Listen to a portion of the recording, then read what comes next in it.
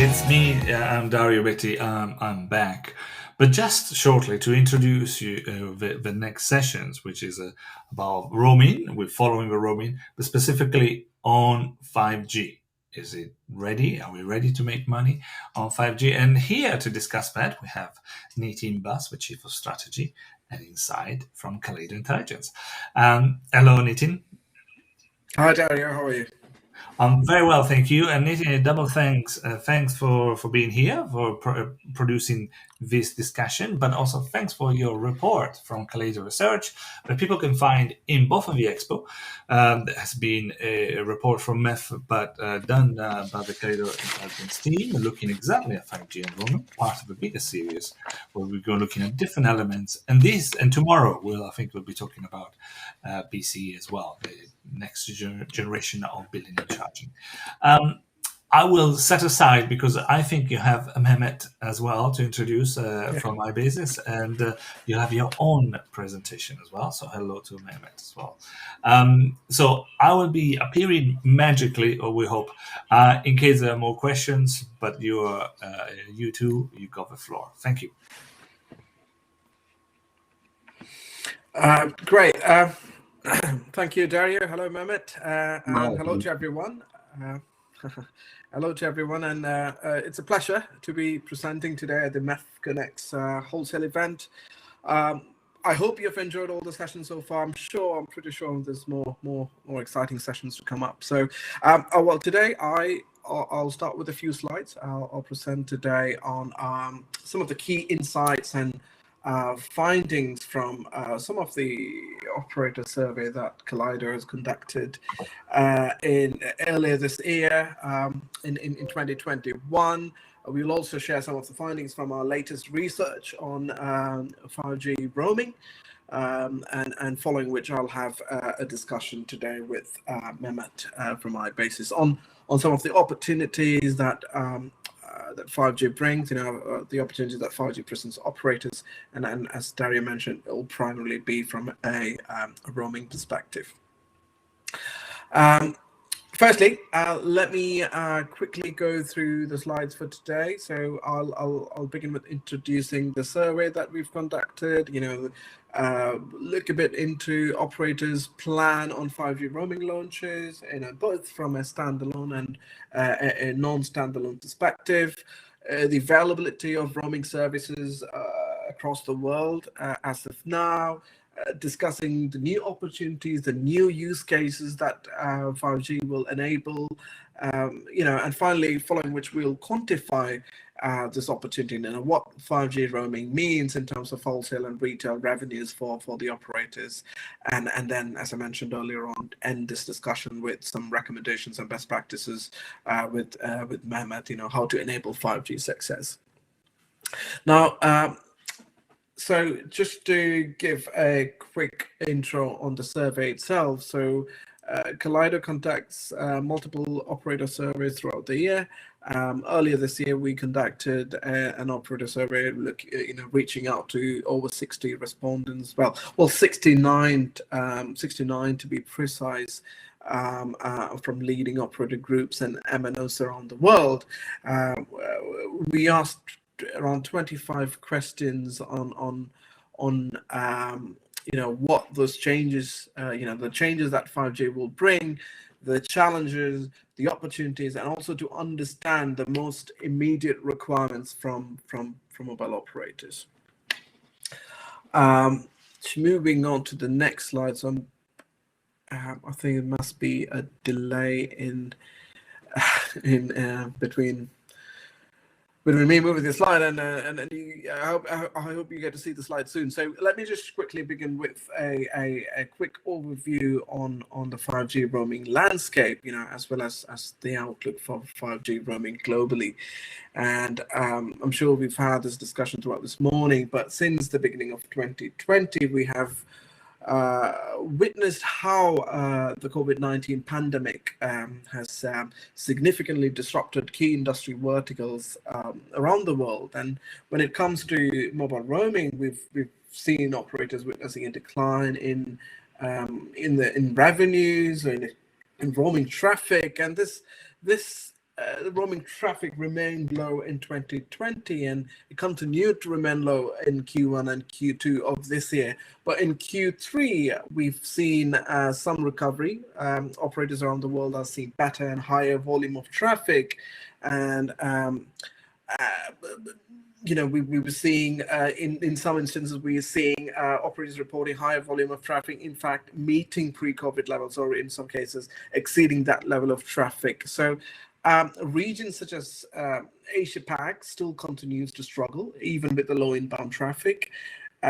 With the traffic and travel volume, it continues to remain significantly low. It remains more than 90% lower year to date in comparison to the 2019 volume.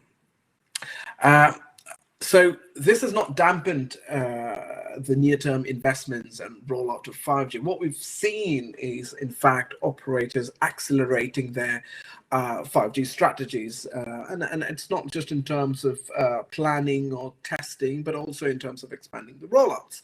Now, we would argue that the pandemic has, in fact, made clear the vital role that 5G will play across all key industrial and consumer sectors. Now, at the beginning of 2020, the early months of pandemic, what we've seen is, operators, consultants around the world predicting serious disruption to 5G deployment, and it was given the case that there were a lot of logistics uncertainty, there were supply chain delays, there were testing delays. So it has become evident by the end of the year that this has not been the case for mobile operators, with minimal disruptions being reported. And it's our belief that, and as you can see on the chart to the right, 2021 and 2022 will not witness any slowdown in the adoption of 5G services by customers. And in fact, we are predicting that the number of 5G connections will reach 712 million, up from an estimated 237 million in 2020 globally. And as we all understand, 5G consumer adoption is predicted to be significantly faster than what we've seen with 4G. So it's interesting area to look into. And one thing to flag is that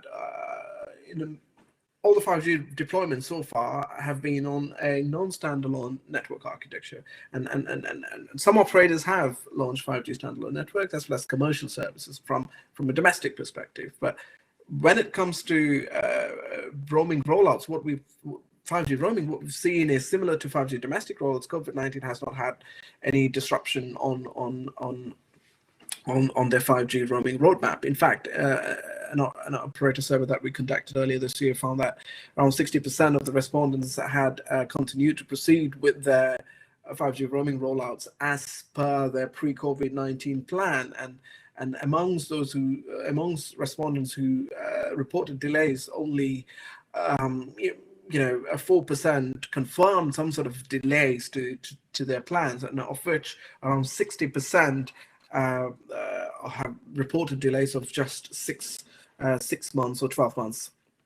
So we also asked them about expected launch dates, and now this was done during Q1, Q2 2021, so things keep changing so fast, and so it might be that there are further delays, which I will have a discussion, which we'll discuss this further with Mehmet towards the end of the session. But so, according to that survey, around 33% of the respondents that we surveyed announced that they will launch 5G non-standalone roaming agreements in 2021.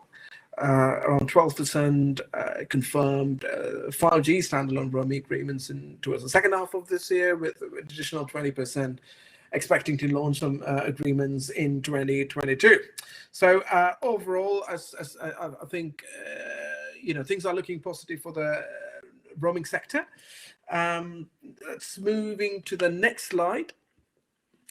Now, 5G roaming is a critical factor in driving roaming revenues over the next 5 years. I'm sure this was discussed over the previous sessions as well, and it presents the operators around the world with an opportunity to innovate and deliver new business models, new, smarter, and consumer focused data services. And it kind of eliminates any other technological barriers for a lot of the services by delivering ultra low latency and high speed capabilities.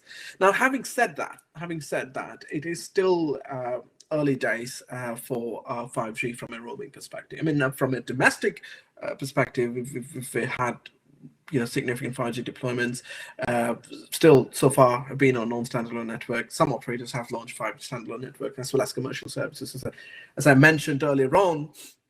But as of August 2021, I think there have been 176 operators who've launched 5G commercial services. Now, around 13 operators have launched commercial public 5G standalone networks, with 36 others in plans of deploying such networks. So in the short term, we believe 5G will continue to be based on the non-standalone architecture. But when it comes to 5G roaming, it's currently available in around, as you can see from the chart, around 28 international markets. And this is being, I think, according to our estimates, being offered by 33 operators, with another 5 to 10 market launches expected later this year. Now, deployments, as I mentioned earlier on, continues to be on non-standalone network modes, with some sort of 5G standalone roaming agreements expected to launch later this year or next year. Now, with 5G being deployed by operators around the world, as I mentioned earlier on, it will indeed unlock new models, new business models, new revenue streams for the operators, and inevitably it will bring new opportunities, new service levels, as well as new usage levels. Now, we asked our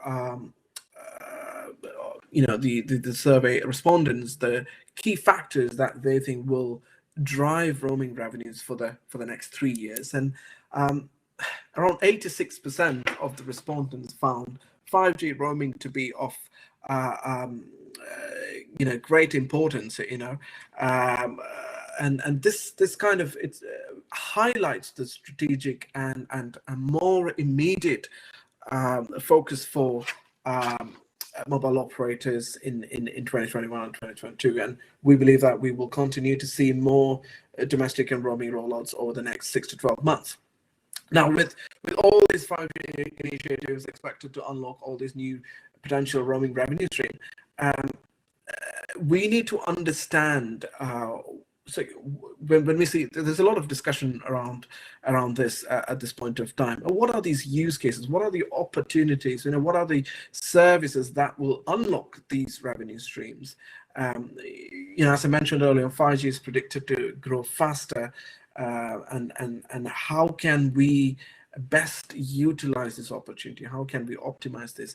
What is that critical use case? We talk about a lot of use cases and applications, but what are those killer use cases that will indeed revolutionize 5G roaming as well as domestic revenues for the mobile operators? So so that's our next slide. So that's where we kind of looked into what are those 5G services, that will generate this additional revenue opportunity, and this will depend on supporting more advanced services, and more, be it gaming, be it sports, be it VR, AR, be it other entertainment offerings for the consumers. It might be extending connections to the IoT devices or M2M roaming services. 5G roaming is not about extending faster connectivity to devices while roaming, right?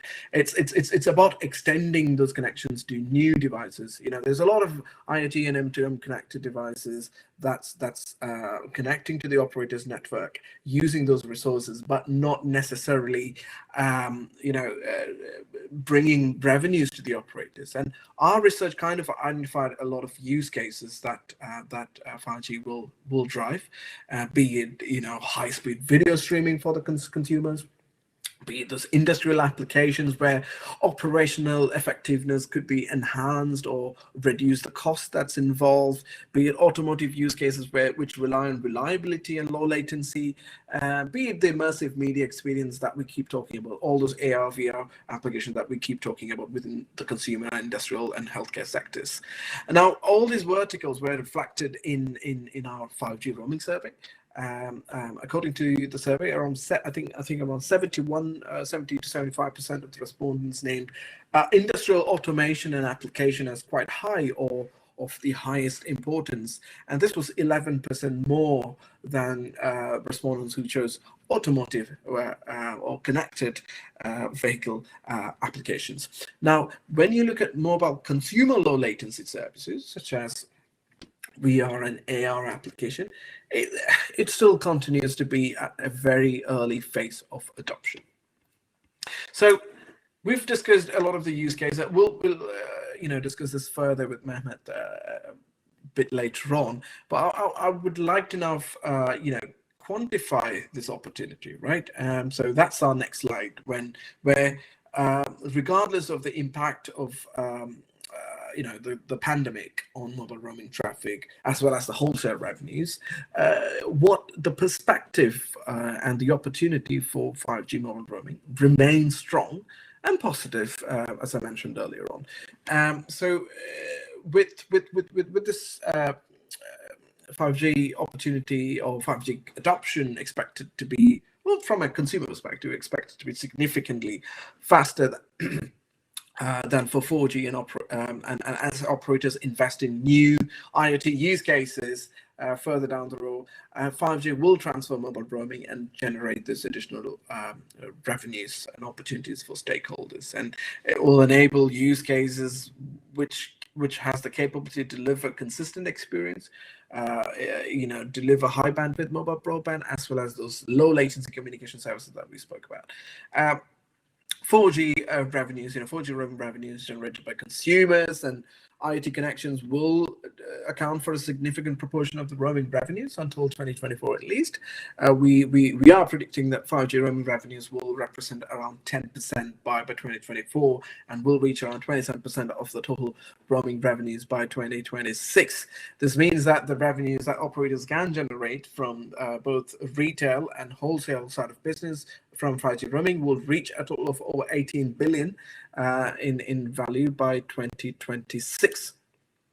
So, and finally, we would recommend that alongside accelerating their 5G roaming roadmap and the commercial introduction of all these 5G roaming services and the new business models and the opportunities, I think there's a need for stakeholders to collaborate and foster wholesale innovations in be it interconnect, be it signaling, or be it clearing and security. So as Dario mentioned, there's a white paper that's available on MEF's website. So once you've had a chance to go through it, if you have any questions, please reach out to us at roaming@kaleidointelligence.com, or indeed reach out to our MEF colleagues who will put you in touch with us. So I think on that note, I think it's time for us to bring Mehmet in. And I would like to share a couple of words on Mehmet tonight, because we've been working on some exciting 5G research, reaching out to a lot of the stakeholders, conducting these market studies over the past 24 months with some of our colleagues, both iBASIS and Kaleido. So it continues to fascinate us how things keep evolving and changing in this fast-paced industry, especially with regards to the 5G roaming rollouts and the new use cases that we keep discussing. So welcome back, Mehmet, and how are you doing today? Ready to take some tough questions? Thank you, Nitin. I'm very well. Thanks for having me as well. Right. I'm looking forward to this kind of conversation for 4 weeks. Sure.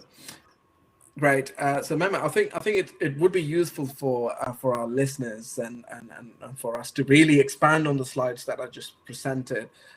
Basically to continue our conversation around timescales, challenges, the roaming needs and the opportunity from a wholesale perspective. So maybe we should bring back some of the slides and refer to the one with the survey timescales. Mm-hmm. So when we previously looked into it, Mehmet, I think there is a need to understand how fast 5G roaming will be here, right? We discussed all those current and expected launches, and we saw that survey finding which showcased that, they expected to launch 5G standalone roaming by later this year and 5G standalone roaming by early next year. What are your thoughts on these timescales? Do you think that it has changed to a degree? Will there be further delays, or have you seen your customers or your clients, the operators accelerating this launches? Definitely, especially when we are talking about 5G, it is standalone and non-standalone. For the non-standalone deployments, we see in our network as well, operators are doing a real 5G NSA roaming today. Even the 4G volumes are coming back. Especially in Europe, we are already matched the before COVID situation. But in APAC, US, because of the restrictions, it will come back. But for the standalone perspective, we need to understand because the standards are not set yet. That's why more than 20 operators are trying to test and launch 5G SA today. But from the roaming perspective, we need to be a bit patient. Most probably at the end of this year, we will see some kind of commercial deployments. But it is coming back. I can say that. Okay, understood. And one of the statements that I made at this beginning of this presentation was that how the pandemic has kind of accelerated the need for 5G services. What are your thoughts on that? Do you actually believe that it is something that not just 5G roaming, but operators have got this roaming roadmap in place prior to the COVID, to the pandemic, right? And we've seen VoLTE roaming being the delays to VoLTE roaming after multiple.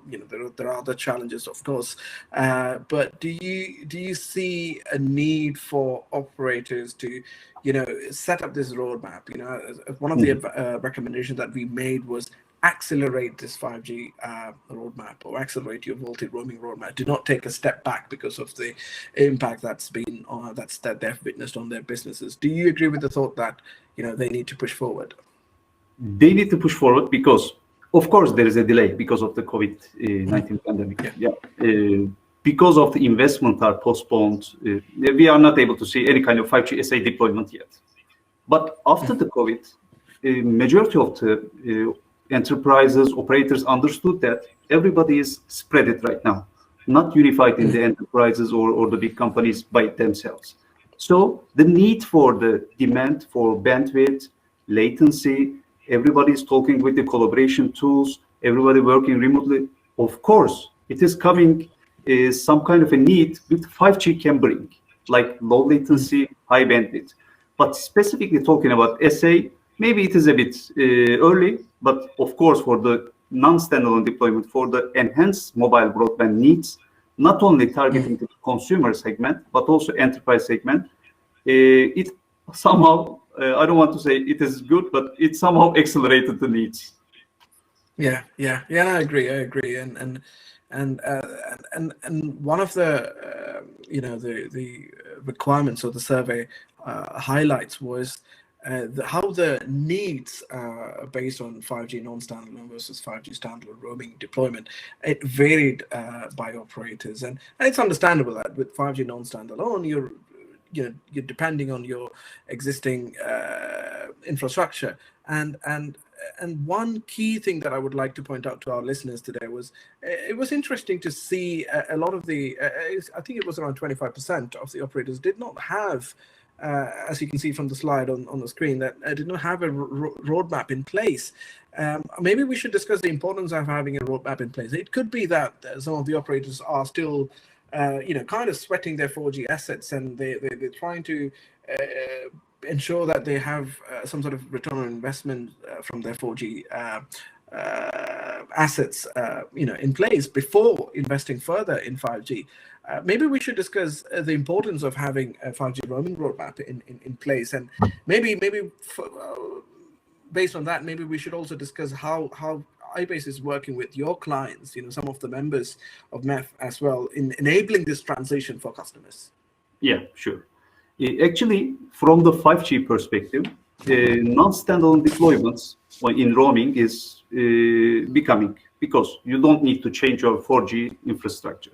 But for 5G standalone deployment, you need new functions, you need new protocols, you need new infrastructure, but the adoption will be much more faster than 4G. That's why right now, operators would like to prepare some kind of a roadmap. It is not only one function, one box, I bought it and it's working. It is an evolving process. For example, without having a SAP, you cannot make a secure interconnection with your roaming partner. In order to do that, you need to have some kind of resources. You need to have technical people. You need to have security deployment. That's why it will be phased with the phases, but one by one, operators would like to prepare some kind of a roadmap in order to make 5G standalone live at the end of this year, next year. It is also triggered by some of the events, international events. Maybe today we are not able to see, but yeah, next year there is a FIFA World Cup. The year after that, there will be lots of events. It will trigger this kind of deployments. And the real benefits of 5G, like network slicing or different kind of infrastructure, quality of service coming with this SA. So definitely. With iBASIS, we also deployed a sandbox environment, which the operators can come and test this 5G SA deployment with them.